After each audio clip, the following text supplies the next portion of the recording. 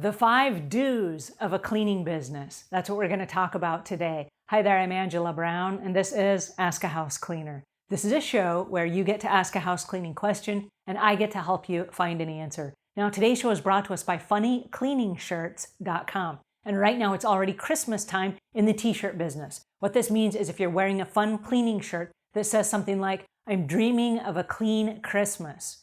What? Christmas already? Yes. Because what happens is right now is when you start taking your upsells for holiday parties and upsells for after holiday decorations and putting them away and helping your clients go through the end of the year process and into spring cleaning. So right now is the time to have those conversations. You can start it with an organic t-shirt that just gets your customers thinking about when they should add themselves to your schedule. funnycleaningshirts.com.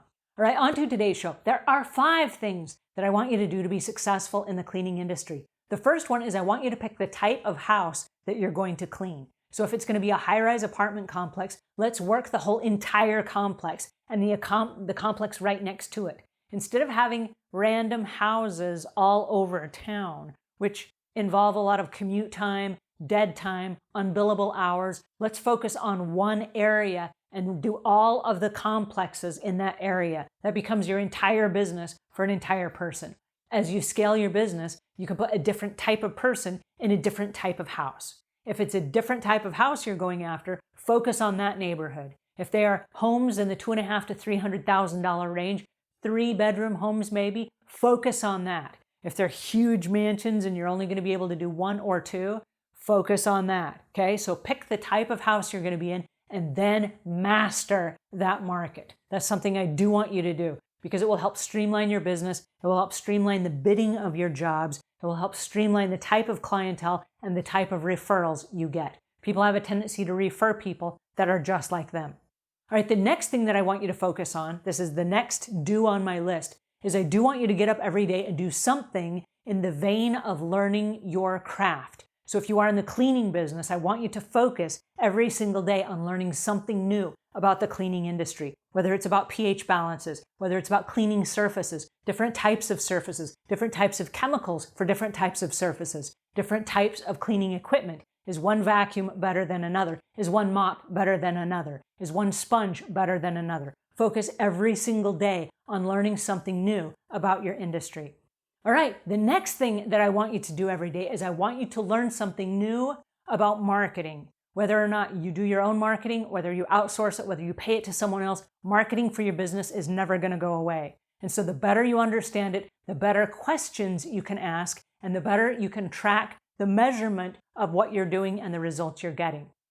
So every single day, whether it's social media, whether it's podcasting, whether it's YouTubing, whether it is just creating ads, whether it's postcards, email marketing, it doesn't matter what type of marketing you do, but every single day focus on learning something new about the marketing for your business because you're going to be doing marketing from here until the very last day of your business. And even then you'll be marketing the sell of your business as you go to sell it and move on. So every day learn something new about marketing. All right, the next thing that I want you to do is focus on learning new skills. These are transferable skills that you will use should you ever leave and go to another job. So for example, if you learn people skills, you might have the ability to leave this job and go into management of another job because those skills are transferable. If you only clean and you don't learn any other skills, there's nothing to transfer if you ever get out of the cleaning business. And I'm not hoping that you'll leave the cleaning business, but if you ever do, I want you to have a whole new set of skills. Like there's one girl I know and she's fantastic at photography. Okay, so as she's transitioning out of the cleaning business during her pregnancy, because physically she cannot clean every day, she's hiring people to do the cleaning and she's focusing more of her energy. And while her infant is new, she's going to be focusing more of her own personal energy on photography now because that is a new set of skills that she has acquired.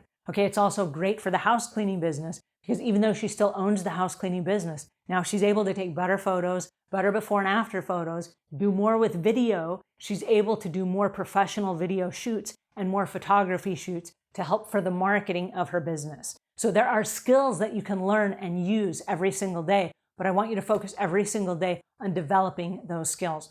And the very last thing I want you to focus on in your business is stop experimenting and land on a particular set of stuff.